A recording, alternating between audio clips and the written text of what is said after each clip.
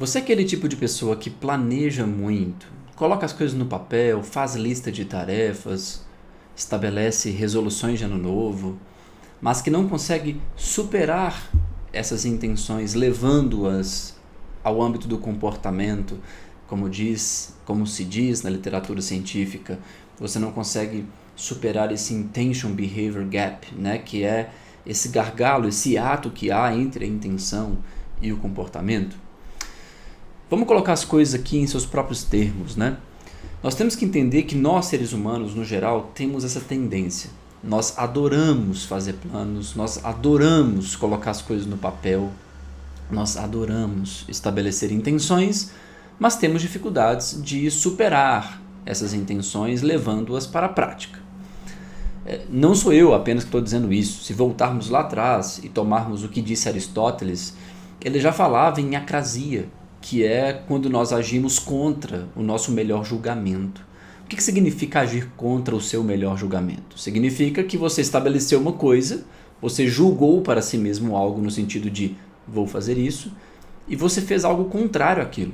Talvez hoje chamemos isso de autossabotagem, né? Numa linguagem mais popular. Pois bem, você não vai superar esse tipo de contradição baixando um aplicativo no seu celular, ou comprando um planner novo, né, que é o que se faz muitas vezes. Por que não? Porque isso passa ou enseja a compreensão de como o seu próprio comportamento funciona. Por que isso acontece? Você precisa entender isso sobretudo. Caso contrário, você estará apenas pulando de ferramenta em ferramenta, de aplicativo em aplicativo, sem entender quais são os meandros por trás desse tipo de contradição.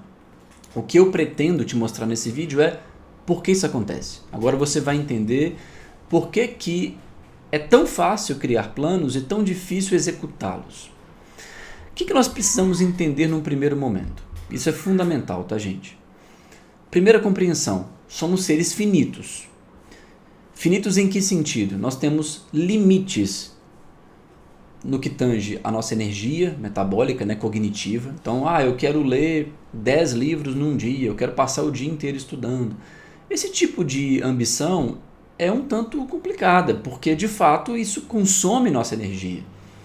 E por consumir energia, isso nos impossibilita muitas vezes de manter esse comportamento ao longo do tempo. Como consequência, muitas vezes, nós nos tornamos aversos a esses comportamentos que exigem muito de nós. Então esse é o primeiro fator. Nós temos uma limitação de energia, nós temos uma limitação de tempo, e isso se impõe sobre nós. Então, eu gostaria de desenvolver um novo hobby, queria abrir uma empresa, queria aprender isso, queria aprender aquilo. O mundo das ideias nos possibilita absolutamente tudo. Isso foi muito bem apreendido lá atrás pelos cátaros, quando eles diziam que a perfeição é algo que se impõe apenas sobre o mundo das ideias, apenas nesse universo imaginativo em que tudo é de fato possível. No mundo da imaginação, eu posso ao mesmo tempo emagrecer e comer chocolate o dia inteiro. Isso é possível no mundo da imaginação. Quando nós vamos para a prática e começamos a colocar um pé após o outro, vemos inevitavelmente, chegamos à constatação de que isso não é possível. Que essas coisas elas são autoexcludentes. E aí eu preciso, claro, não excluir o chocolate como talvez uma nutrição moderna hoje estabeleça, né? Mas aprender a colocar o chocolate estrategicamente na minha rotina. Então, o que eu estou querendo aqui mostrar para vocês é, quando nós vamos para a prática, nós vamos lidar com contradições. Quando você estabelece a si mesmo, vou aprender um novo hobby, ou vou desenvolver uma nova habilidade, quando você precisa ali pegar o violão para tocar, você vai sentir dor nos dedos, você vai sentir as suas próprias inadequações para lidar com o instrumento. Na prática isso acontece, na imaginação não. Na imaginação você fecha os olhos e imagina a si mesmo ali, em paz, tranquilo, tocando, vendo as pessoas, admirando a sua habilidade. Na prática isso não acontece. Então, nós temos que entender que existe sempre uma distância, um hiato entre esse mundo da imaginação e aquilo que decorre dessa imaginação, que é a prática concreta, ou que deveria decorrer dessa imaginação.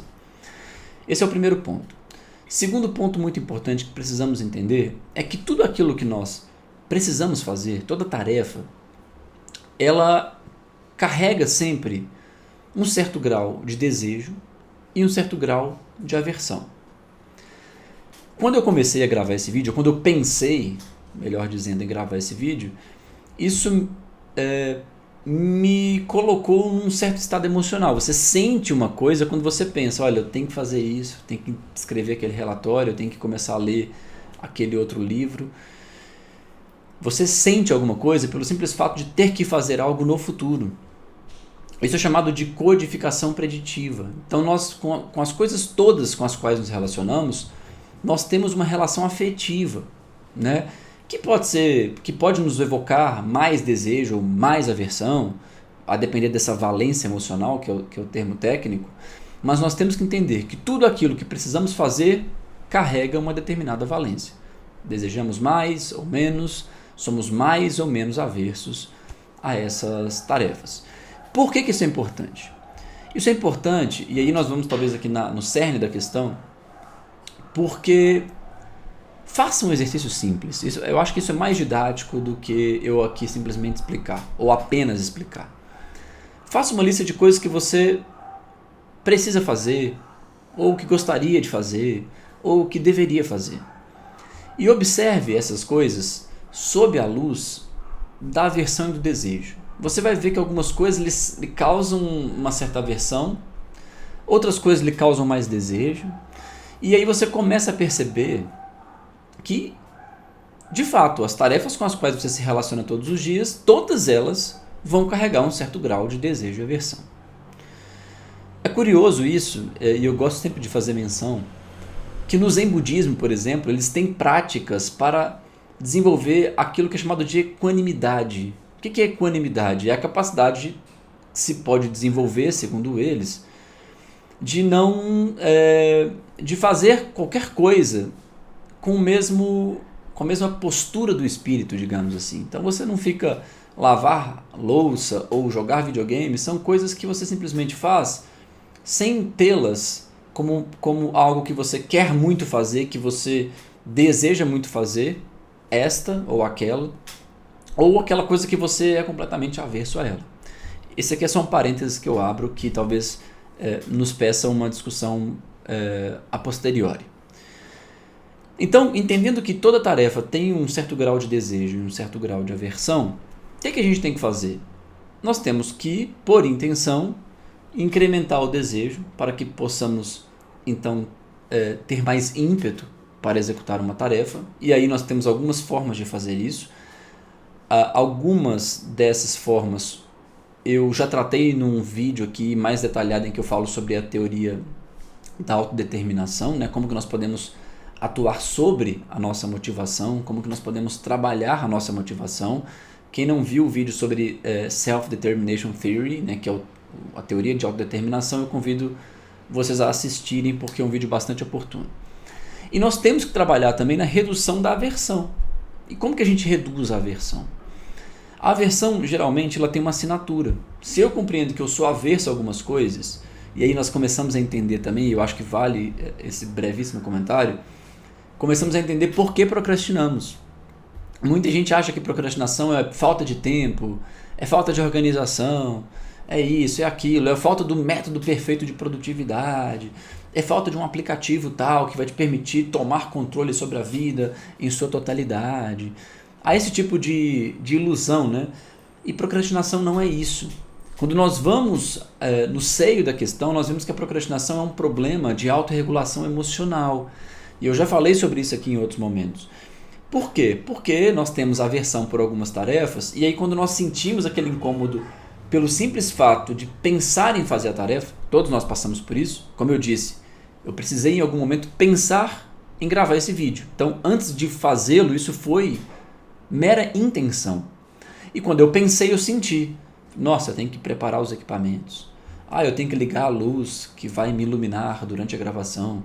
Eu tenho que preparar o roteiro. E cada uma dessas coisas evocam em mim certa emoção. A procrastinação é uma dificuldade de lidar com as emoções de natureza aversiva que compõem esse projeto pessoal que eu tenho, que é de gravar o vídeo. Então, aí nós entendemos, né, por que a procrastinação acontece e por que esses paliativos raramente resolvem. E aí, o que nós temos que entender sobre a aversão? Eu pretendo gravar para vocês um vídeo mais detalhado, com algumas estratégias que vocês podem trabalhar em cada um desses elementos. Mas a aversão ela tem uma certa assinatura. Se você olhar para essa lista de coisas que você escreveu aí no papel, aquelas que lhe despertam mais aversão, elas tendem a ser mais tediosas. Por exemplo, eu tenho que declarar o imposto de renda. Putz, tem alguma coisa mais tediosa do que declarar imposto de renda? Eu tenho que lavar as louças que estão ali já acumulando na pia. Isso é tedioso também. Geralmente essas tarefas elas têm um trade-off distante. Você faz uma coisa agora, mas a recompensa está muito distante. Esse tipo de tarefa tende a produzir procrastinação.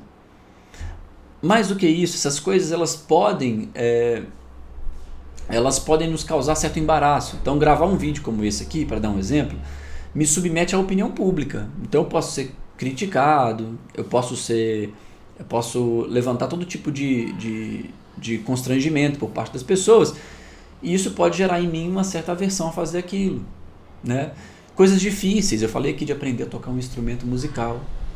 Quando você pega para fazer, começa a doer o dedo, é difícil, você tem aquela dificuldade no traquejo, no manuseio da ferramenta.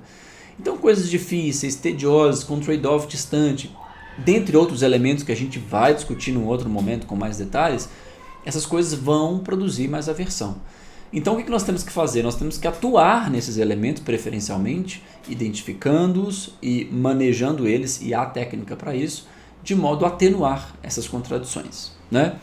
Essa é uma visão geral que eu queria dar para vocês, especialmente para vocês que sofrem com essa dificuldade de sair do campo da intenção e ir para a prática.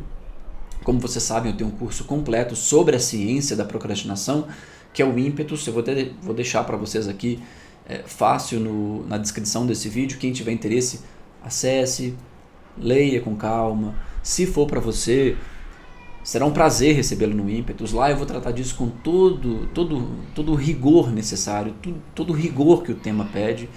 Então, considere fazer a sua inscrição. E por fim, como sempre peço, considere também deixar um like nesse vídeo, se ele te ajudou de alguma forma, se ele mudou a sua percepção sobre como a procrastinação acontece, sobre por que eu sempre crio planos, mas não consigo levar meus planos adiante. Se isso te trouxe alguma luz, deixa o like aqui no vídeo também e considere inscrever-se no canal, porque isso é sempre também muito importante, tá bem?